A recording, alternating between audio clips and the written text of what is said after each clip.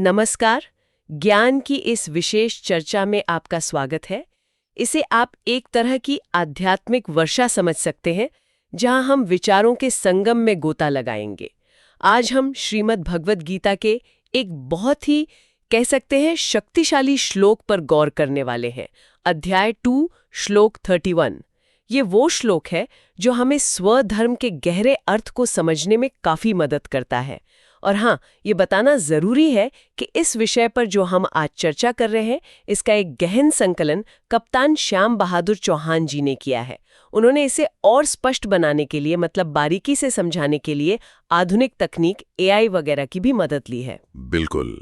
और आज हमारा मकसद यही है कि इस एक श्लोक के जरिए स्वधर्म की जो अवधारणा है उसको थोड़ा खोल कर समझें। स्वधर्म यानी अपना नियत कर्तव्य, अपनी जो स्वाभाविक भूमिका होती है। गीता में तो ये एक क्षत्रिय के संदर्भ में समझाया गया है, पर हम ये भी देखेंगे कि ये सिद्धांत आज हमारे जीवन में, चाहे हम कोई भी काम करते हों, एक कितना मायने रखता है। हाँ, क्योंकि ये श्लोक अगर हम याद करें तो उस खास घड़ी में कहा गया था जब एक महान योद्धा अर्जुन अपने रास्ते पर मतलब गहरे शक और उलझन में फंस गए थे। तो आइए कोशिश करते हैं समझने की कि कैसे अपने धर्म, अपने कर्तव्यों को पहचानना और उस पर टिके रहना जिंदगी की मुश्किल घड़ियों में हमें सही रास्ता दिखा सकता है। चलिए शुरू करते हैं। तो सबसे पहले वो श्लोक ही सुन लेते हैं जिस पर आज हमारी पूरी चर्चा केंद्रित है। संस्कृत में ये कुछ इस तरह है। स्वधर्मम अपि चावेक्ष न विकम्पितुमर्हसि धर्म्याधियुद्धात् श्रेयोन्यत क्षत्रियस्य न विद्यते। हाँ, और इसका अगर सीधा सा अर्थ देखें तो वो ये है, अपने स्वधर्म को देखकर भी तुम्हें कांपना या कह लीजिए विचलित नहीं होना चाहिए, क्योंकि धर्म के अनुसार जो युद्ध किया जाता है उससे बढ़कर क्षत्रिय के लिए दूसरा कोई कल्याणकारी मार्ग नहीं है। स्वधर्म, ये शब्द सुनने में जितना आसान लगता है शायद उतना ही गहरा है। यहाँ धर्म का मतलब सिर्फ पूजा पाठ या कोई विशेष मजहब तो नहीं है ना? नहीं, बिल्कुल नहीं। गीता में धर्म का अर्थ बहुत बहुत व्यापक है। यहाँ स्वधर्म का मतलब है व्यक्ति का अपना कर्तव्य, उसकी प्रकृति यानी उसका जो स्वभाव है उसके अनुसार उसकी जिम्मेदारी क्या बनती है, समाज में उसकी भूमिका क्या है। जैसे क्षत्रिय के लिए उस समय यह था कि वो धर्म की रक्षा के लिए लड़े, अन्याय का विरोध करे। ये उसका स्वाभाविक गुण भी था और सामाजिक कर्तव्य भी। और ये बात तब कही जा रही है जब वो कुरुक्षेत्र के मैदान में खड़े हैं, जहाँ अर्जुन के सामने उनके अपने ही लोग हैं, उनके गुरु, भाई, सारे रिश्तेदार। उनके मन में ये सवाल उठना तो स्वाभाविक ही था कि क्या इनके खिलाफ लड़ना सही है। ये तो बहुत बड़ी दुविधा रही होगी। हाँ, बिल्कुल। ये मानवीय दुविधा का शायद चरम क्षण था, और यहीं श्री कृष्ण एक गुरु के रूप में अर्जुन को रास्ता दिखा रहे हैं। वो उन्हें याद दिला रहे हैं कि देखो अर्जुन, तुम एक क्षत्रिय हो, तुम्हारा जो अपना मोह है या दुख है वो अपनी जगह है, लेकिन तुम्हारा स्वधर्म, तुम्हारी जो मुख्य जिम्मेदारी है इस वक्त, वो धर्म की स्थापना के लिए युद्ध करना है। अगर तुम इससे पीछे हटते हो तो ये तुम्हारे लिए अच्छा नहीं होगा। ये तुम्हारी प्रकृति और कर्तव्य दोनों के विरुद्ध होगा, मतलब ये अधर्म होगा। ये एक तरह से उन्हें उनकी असली पहचान और जिम्मेदारी याद दिलाना था। अच्छा, तो ये सिर्फ एक लड़ाई का आदेश नहीं था, बल्कि ये उनके अंदर का जो कर्तव्य बोध है उसे जगाने की कोशिश थी। अब इस एक श्लोक को तो सदियों से कई विद्वानों ने, संतों ने अपने अपने तरीके से समझने समझाने की कोशिश की है। उनकी व्याख्याओं से हमें और क्या पता चलता है? क्या कुछ खास बातें निकल कर आती हैं? दास भले ही थोड़ा अलग हो, पर जो मूल संदेश है वो एक ही रहता है कि अपने कर्तव्य पर डटे रहो। जैसे आदि शंकराचार्य जी कहते हैं कि स्वधर्म का पालन करना ही सबसे उत्तम है, और क्षत्रिय के लिए धर्म के अनुसार युद्ध करना ही मोक्ष तक ले जा सकता है। मतलब कर्तव्य पालन ही मुक्ति का रास्ता है, ऐसा उनका मानना है। मतलब कर्म ही पूजा है, एक तरह से कह सकते हैं। हाँ, कुछ ऐसा ही समझिए। वहीं अगर आप स्वामी चिन्मयानंद जी को देखें तो वो कहते हैं कि अपने धर्म पर टिके रहो, डर या शक में भटकना ये अज्ञान की निशानी है। ये बात हमें मानसिक मजबूती की तरफ इशारा करती है। संत ज्ञानेश्वर महाराज तो इसे और भी ऊंचे स्तर पर ले जाते हैं। वो इसे ईश्वर की इच्छा का पालन मानते हैं कि स्वधर्म निभाना मतलब एक तरह से भगवान की मर्जी पूरी करना। और स्वामी विवेकानंद जी का जो कर्म योग का सिद्धांत है वो भी कहीं ना कहीं इससे जुड़ता है। बिल्कुल बिल्कुल। स्वामी विवेकानंद इसे कर्मयोग के सार से जोड़ते हैं कि फल की चिंता किए बिना अपना कर्तव्य निभाते जाओ, यही तो निष्काम कर्म है। और स्वामी अड़गानंद जी, जिनकी यथार्थ गीता है, वो इसे आत्म साक्षात्कार यानी खुद को जानने और खुद के विकास से जोड़ते हैं। उनके अनुसार स्वधर्म का पालन असल में खुद को बेहतर बनाने का ही एक तरीका है। तो आप देखिए, अलग अलग कोणों से देखने पर भी एक ही बात सामने आ रही है। अपना जो तय काम है, अपनी जिम्मेदारी है, उसे पूरी ईमानदारी से निभाना ही सही रास्ता है। और यही असल में धार्मिकता है।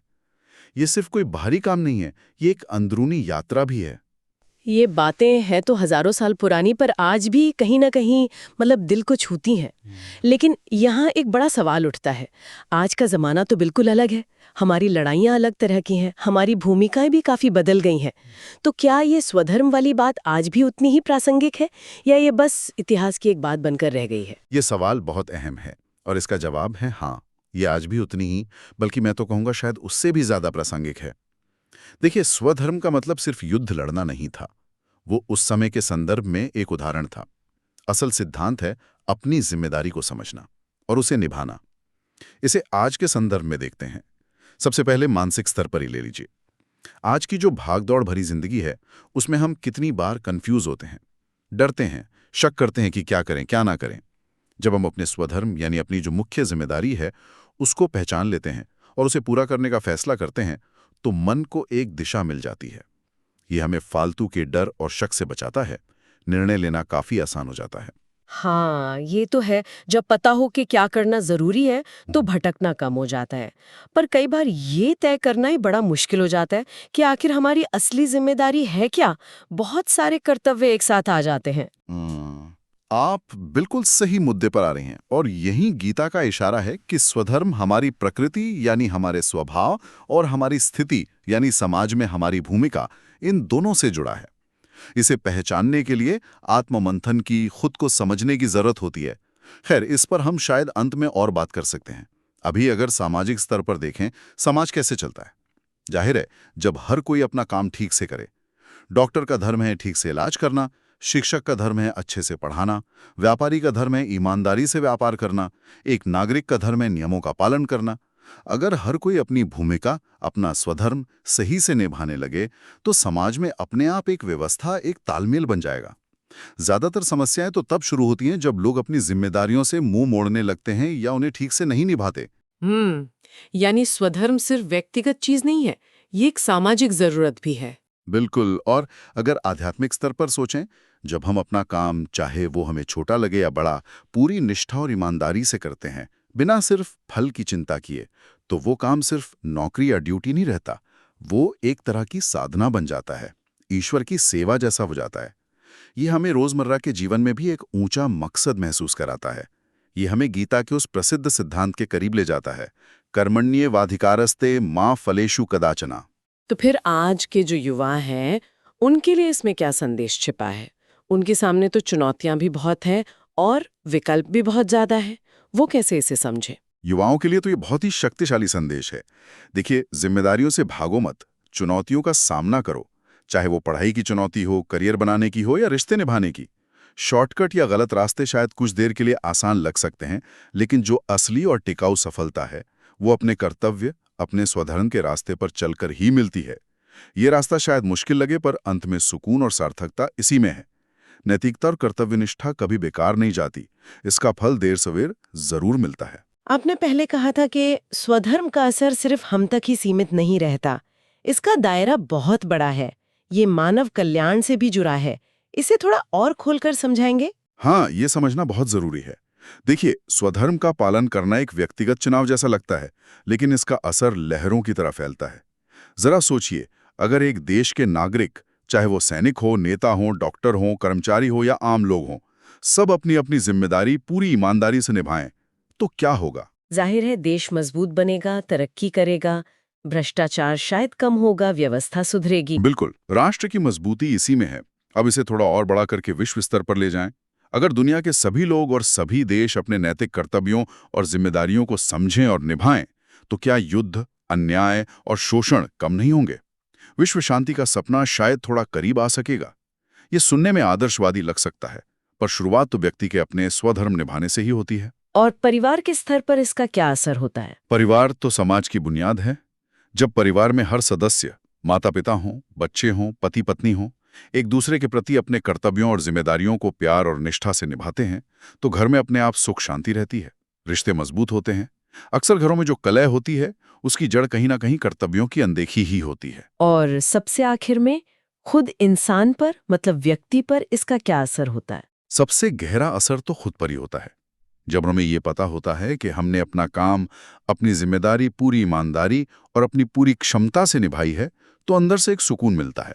इसे आत्मसम्मान कहते हैं। तब हमें बाहरी तारीफों की उतनी जरूरत महसूस नहीं होती। एक गहरी शांति मिलती है, ये जानने की संतुष्टि कि हमने सही काम किया। और मेरे ख्याल से यही असली मानव कल्याण है, अंदरूनी शांति और एक उद्देश्यपूर्ण जीवन जीना। इसे और आसानी से समझने के लिए शायद स्रोत सामग्री में एक कहानी का भी जिक्र था, उससे ये बात और साफ हो सकती है। हाँ, वो कहानी एक छात्र की है। उसे परीक्षा में नकल करने का मौका मिलता है, जिससे शायद उसे फौरी तौर पर अच्छे नंबर मिल जाते। लेकिन उसने सोचा कि एक छात्र के तौर पर उसका स्वधर्म क्या है, वो है ईमानदारी से परीक्षा देना। उसने नकल नहीं की, भले ही उसे नंबर कम मिले। लेकिन फिर उसका नतीजा क्या हुआ? और बाद में एक बड़ा वैज्ञानिक बना। ये कहानी यही दिखाती है कि स्वधर्म का रास्ता शायद शुरू में मुश्किल लगे या उसमें तात्कालिक फायदा न दिखे, पर लंबे समय में वही रास्ता कल्याणकारी होता है और एक मजबूत बुनियाद बनाता है। हाँ, ये कहानी वाकई सिद्धांत को व्यवहार में उतार कर दिखाती है। सही कहा। तो कुल मिलाकर इस श्लोक और स्वधर्म की जो पूरी अवधारणा है, उसका निचोड़ यही है: अपनी प्रकृति और स्थिति के अनुसार अपने नियत कर्तव्य को पहचानो और उस पर डटे रहो। बाहरी परिस्थितियों या नतीजों के डर से विचलित मत हो, क्योंकि कर्तव्य और धर्म का मार्ग ही अंत में व्यक्ति के लिए, समाज के लिए और सबके लिए सबसे अच्छा और कल्याणकारी है। तो आज हमने देखा कि कैसे स्वधर्म का ये प्राचीन विचार सिर्फ कोई किताबी या धार्मिक उपदेश नहीं है, बल्कि जिंदगी जीने का एक बहुत ही प्रैक्टिकल, एक व्यावहारिक तरीका है। ये हमें मुश्किल हालात में भी स्पष्टता दे सकता है, हिम्मत दे सकता है और एक मकसद दे सकता है, चाहे हम जीवन में कोई भी भूमिका निभा रहे हों। बिल्कुल, और ये समझना भी जरूरी है कि इस चर्चा के लिए हमने जिन स्रोतों का आधार लिया है, वो प्रामाणिक हैं। जैसे श्रीमद् भगवत गीता के विश्वसनीय संस्करण, गीता प्रेस आदि, स्वामी अड़गानंद जी की यथार्थ गीता और डॉक्टर एस राधाकृष्णन जैसे विद्वानों की व्याख्याएं। और इस गहरी समझ को, इस विश्लेषण को हम तक इस संकलित रूप में पहुंचाने का श्रेय कप्तान श्याम बहादुर चौहान जी को जाता है। उम्मीद है कि उनकी ये कोशिश, जिसमें उन्होंने पुराने ज्ञान को नए संदर्भ में पिरोया है, आगे भी लोगों को प्रेरणा देती रहेगी। अब इस चर्चा को समाप्त करते हुए एक सवाल शायद हम सब के मन में विचार के लिए छोड़ जाना चाहिए कि आज की इस उलझी हुई दुनिया में, जहां हमारी भूमिका इतनी बदलती रहती हैं और कभी-कभी तो ऐसा लगता है कि एक जिम्मेदारी दूसरी से टकरा रही है, जैसे मान लीजिए परिवार के प्रति हमारा कर्तव्य और ऑफिस की नैतिकता में टकराव दिखे, ऐसे में कोई अपने सच्चे स्वधर्म को पहचाने कैसे?